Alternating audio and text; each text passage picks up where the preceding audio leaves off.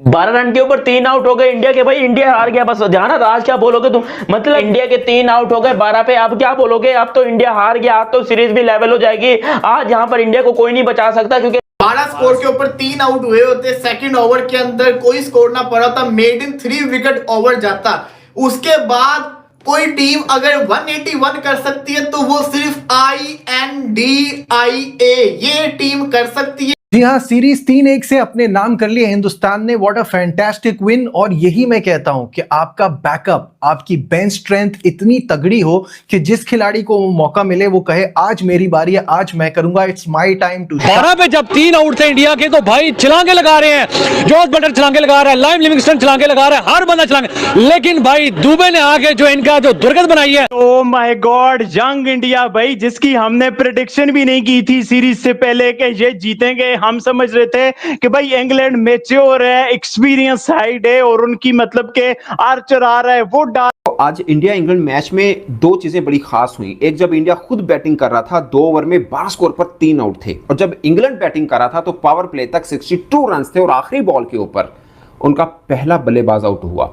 दोनों सिचुएशन में, यानी दोनों पावर प्ले के अंदर ऐसा लगा कि इंग्लैंड वन साइडेड ये मैच जीत सकता। इंडिया को इंडिया के अंदर T20 सीरीज हराएगी। भाई साहब नाम बता दो, क्योंकि हमको तो समझ ही नहीं आ रही। लगातार 17वीं कमेंटेटर ने बोला 17, वो फायरवर्क बच रहा है। मतलब कि ये टीम ऐसी टीम है कि अपनी T20 सीरीज अपने घर के अंदर ये हारती ही नहीं है।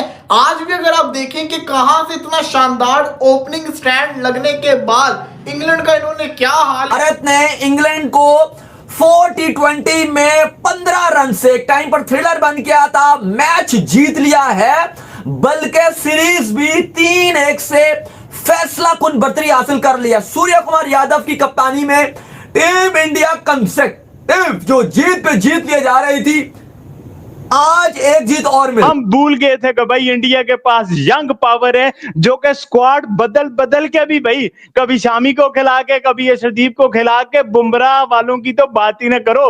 वो बुमराह बाहर, बाकी सारे बाहर। वर्ल्ड कप के बाद एक तरह से रीबिल्डिंग फेज होना चाहिए था, बट उसमें अपने घर में जिस तरह से इंग्लैंड की अच्छी टीम को सीरीज की शिकस्त दी है, तो भाई एज पाकिस्तानी फैन हम तो हैरान रह गए।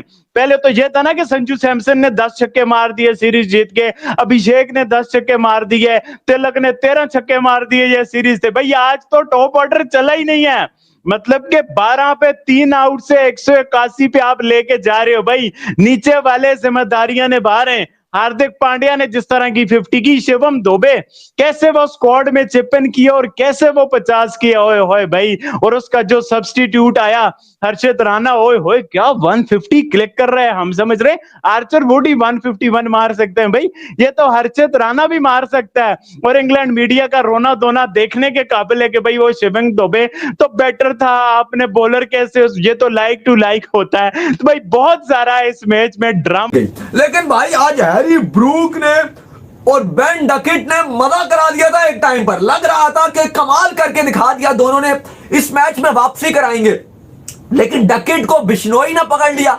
और हैरी ब्रूक जिसने 2 छक्के 5 चौकों की मदद से 26 गेंदों पे 51 रन बनाए थे, वरुण चक्रवर्ती ने उनको भी आउट कर दिया। दोनों ने कमाल बॉलिंग की, 3 बिश्नोई ने, 2 वरुण ने।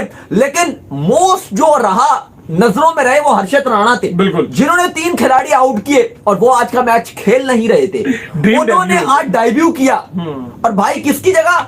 शिवम दुबे की जगह। और भारत ने कहीं ना कहीं इस रूल का खूब अच्छी तरह इस्तेमाल किया।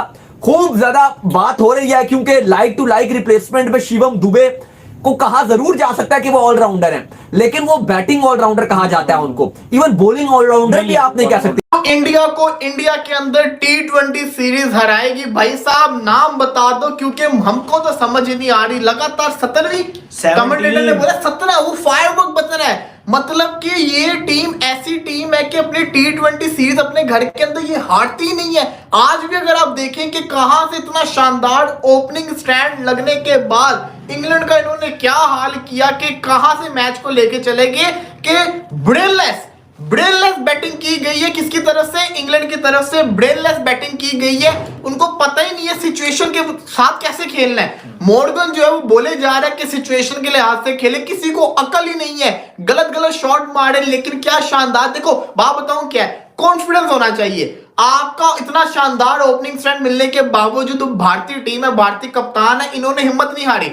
इन्होंने मैच को डीप लेके गए और हुआ क्या कि एट द एंड जैसा कहते हैं ना, ये लोग मैच को जीत गए, आउटस्टैंडिंग किस्म के तरीके से जीत गए, जिसके अंदर मैं समझता हूँ रवि बिश्नोई ने आज बड़ी अच्छी बॉलिंग की, अक्षर पटेल ने बड़ा इंपॉर्टेंट विकेट निकाला अक्षर सॉल्ट का, उसके बाद जिस तरीके से वरुण चक्रवर्ती ने हैरी ब्रूक का विकेट निकाला। अब आप यहाँ पे ये कह सकते हैं कि इंडिया के जो स्पिनर्स है ना, उन्होंने गेम चेंज करके रख दी, लेकिन इस गेम के अंदर एक और फैक्टर भी था। देखो, बात जहां पे हक और सच की है वहां पे तो बात होगी, हर्षित राणा की इन्वॉल्वमेंट इस टीम के अंदर होना, that was shocking for me. बेशक भारत जीता है, आउटस्टैंडिंग परफॉर्मेंस करके दिखाई है, हार्दिक पांड्या शानदार बैटिंग, शिवम दुबे शानदार बैटिंग, वरुण चक्रवर्ती, रवि बिश्नोई सबने शानदार किस्म की परफॉर्मेंस करके दिखाई। लेकिन टू बी वेरी ऑनेस्ट, अगर मैं क्रिकेट पॉइंट ऑफ व्यू से देखूं, हर्षित राणा किसी भी एंगल से शिवम दुबे की रिप्लेसमेंट था ही नहीं। आपको पता होना चाहिए कंकेशन जो रूल होता है उसके मुताबिक same to same likewise जिसको कहते हैं ना रिप्लेसमेंट आनी चाहिए। शिवम दुबे ऑलराउंडर है, बैटिंग वो साथ एक पार्ट टाइम बॉलर भी है, वो बॉलिंग भी कर लेता होता है, लेकिन हर्षित राणा एक प्रॉपर नए बॉल का बॉलर है, वो नए बॉल से बॉलिंग करना जानता है। हर्षित राणा एक प्रॉपर बॉलर है, वो बॉलर है, उसके साथ साथ वो बैटिंग भी कर सकता है, लेकिन हर्षित राणा एक जेन्युइन फास्ट बॉलर है। अगर आप कमेंट्री सुन रहे होंगे तो उसके अंदर भी आपको ये चीज बार बार जो मॉर्गन है वो बोलते हुए दिख रहे होंगे कि ये समझ नहीं आ रही, रूल को दोबारा चेक करेंगे। मैंने पूरी की पूरी रूल बुक खोली हुई है, मैं रूल बुक चेक कर रहा था, वो उसमें इतनी लंबी डिटेल लिखी हुई थी।